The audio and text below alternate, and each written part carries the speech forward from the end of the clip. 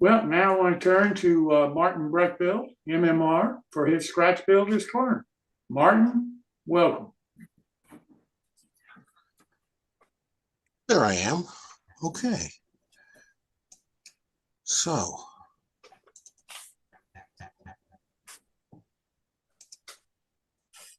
why is this always over here? Okay.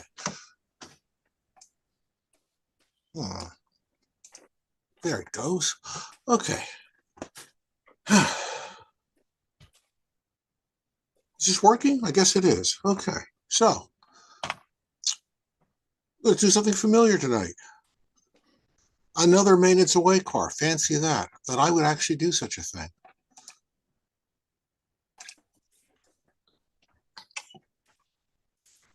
And while I was scanning in a decade or two of the Gazette, I captured a plan or three along the way. And I thought, well, that's an interesting little car. And it is an On30, which I'll promptly ignore and go straight to translate that to standard gauge because I don't really care what gauge or scale the photos in or the plans are in. I'll just change it into whatever I want it to be because when I want one, I'll just build one. And you should be equally fearless about that. And we'll start up by building three sections of the one wall. So we're starting with this side right here. And we've got some 3x4s and some other strip wood and a bunch of stained coffee stirrers, the good old fashioned coffee stirrers, because I found a bundle of those wrapped up in a rubber band on the shelf on my #1 bench. And I thought, gosh, I should do something with these to make them go away someday soon. And this project said, oh, use me here. So there we have two parts of the wall. There's the door. And these are actually edge glued together as a unit. And then these other parts are glued on top of it. Little carpenter's glue, some weights, and some patience or impatience in my case.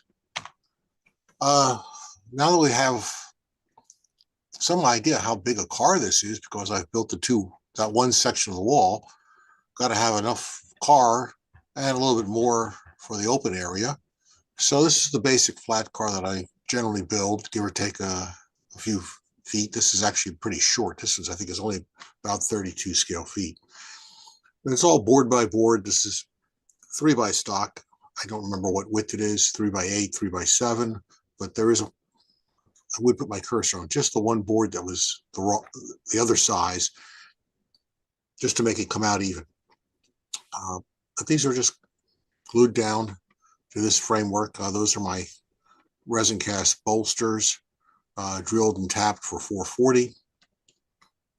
This is fun to put together. Train line runs through it. That's just, I can't see the other side of it because of this toolbar. It's just a piece of 28 or 31 thousandths brass or phosphor bronze wire, just threaded through. When it's being glued together, it comes together fairly reasonably. I wish I could spell train line in, so my typing's not that good tonight. The other side. Well, we have one side, we can build the other side. We know what side, how long the other side is. This side has to be the same length or width or whichever dimension you want to assign it to. And these are long, left long to glue them to the sides of the car. So that's to get mounted somehow. And there it is. We add the sides to the flat car body. This is pretty easy to do. A little bit of glue on each one of these legs. A couple of clamps. You can never have too many clamps. That axiom is absolutely true. Whenever I'm out and I see cheap clamps, I just buy them. Whether I need them or not, someday I will need them. Someday comes far more frequently than I think it does. I've added on an extra piece of 3x4 at each end. That is so I'll have something to anchor the ends of the car body to. There's the other side. same story, just a little bit of glue, some clamps, tack it in place. It sits down on top of the car deck and along the sides with a nice right angle, a couple of clamps, spring clamps, and it goes together pretty quickly. Okay, so we need something at the ends. The one end has a door, so we need this is not the door. These are the two pieces that go on each side of the door. And again, some 3x4 stock. I use a lot of 3x4 because, quite frankly, I have 200 or 300 pieces of it laying around. I bought a couple of bundles in bulk from Kapler years ago, and I probably have my lifetime and the next three persons' lifetimes of 3x4 laying about. Also, because 3x4 stock does happen to fit perfectly inside a Grant Line stake holders.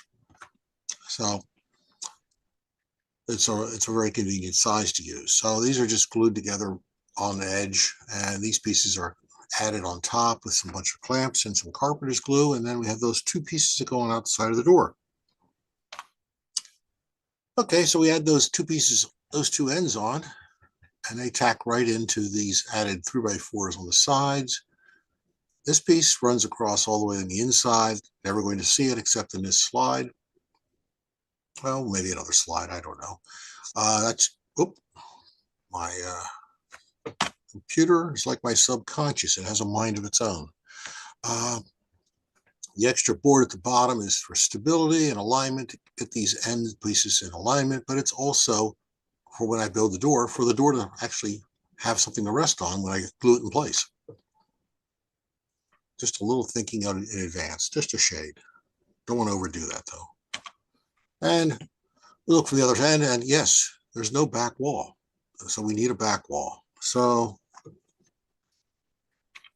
we build a back wall, and there's that missing back wall. This does not extend below the car body. It sits right on top.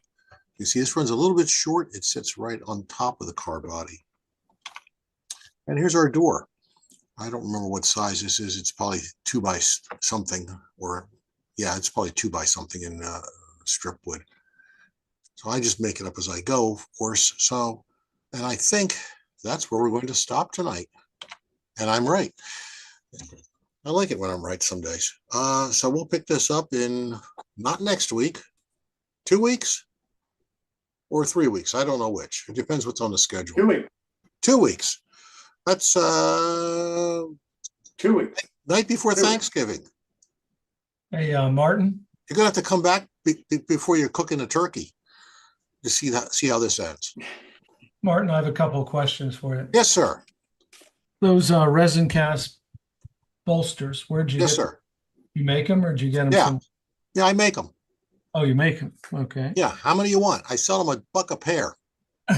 Well, I'm maybe. serious. When I'm at the Strasbourg train show, I have them in bags for $1 a pair. All But right. you have to drill them and tap them for whatever it is you want. The other question is, what was the type of wood you used in the siding? That looked like a walnut or something, or mahogany. No, that's the standard coffee stir that's been stained in Minwax. Oh, okay. That's an interesting. Do you remember the stain color?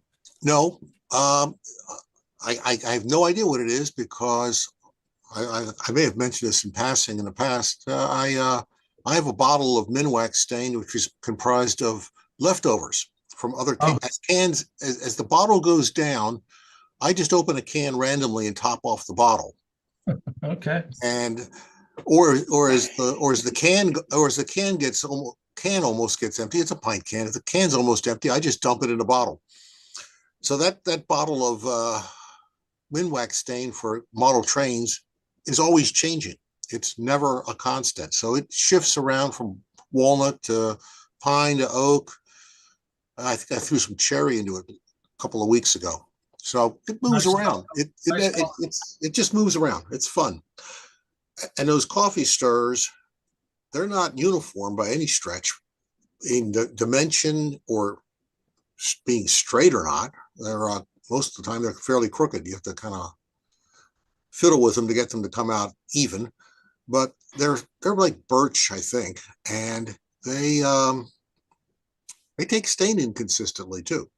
So it has, they're not really smooth and polished. So they actually add a nice dimension to the texture to whenever you use them. Yep. And they're super cheap. Yeah, $20 for 10,000. So- Give or take $10. yeah.